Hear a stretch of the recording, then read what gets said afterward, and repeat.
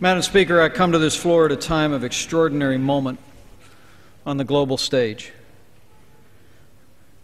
According to the Islamic Republic News Agency, the official news agency of Iran, President Mahmoud Ahmadinejad supposedly won the election over his primary opponent on 12 June 2009.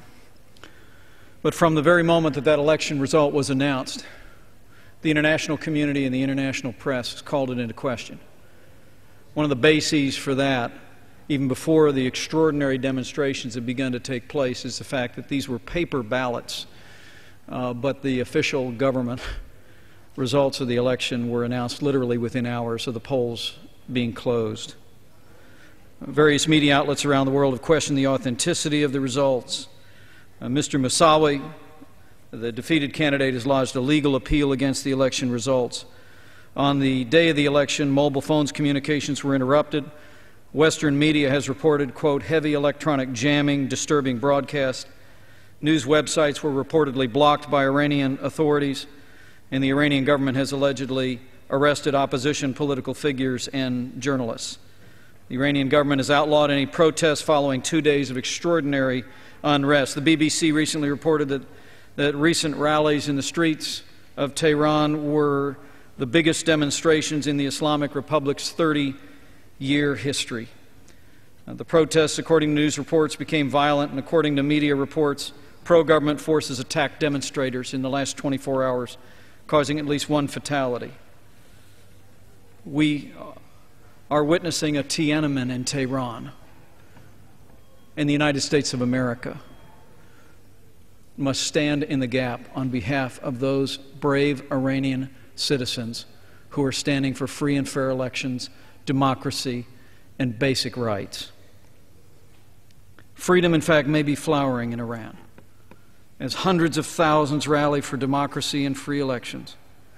Now, while I appreciate President Obama's comments yesterday at the White House that he was, quote, troubled by the violence, and his belief that the voices of the Iranian people should be, quote, heard and respected, it seems by my lights that this administration has yet to express the unqualified support of the American people for those who are courageously taking to the streets for free elections and for democracy in Iran. Let me say from my heart, the American cause is freedom, and in this cause the American people will not be silent, here or abroad. If the President of the United States won't express the unqualified support of our nation for the dissidents in the streets of Tehran, this Congress must. Today I'm introducing a resolution that will do just that. It will express its concern regarding the reported irregularities of the presidential elections of 12 June 2009. It will condemn the violence against demonstrators by pro-government militia in Tehran in the wake of the elections.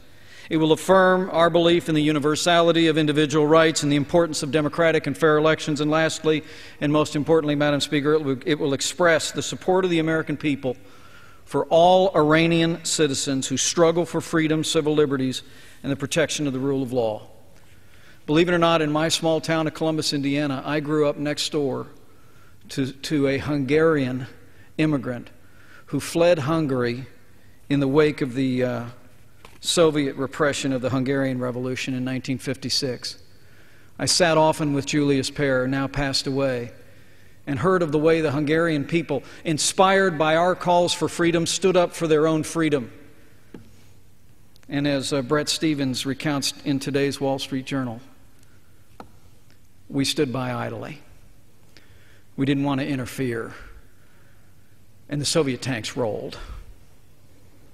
We cannot stand idly by, speak of Iran's sovereignty, speak of her own right to choose her own leadership at a time when hundreds of thousands of Iranians are risking their liberty and even their lives to stand for free elections and democracy. Ronald Reagan said, quote, there is no arsenal or no weapon in the arsenals of the world so formidable as the will and moral courage of free men and women.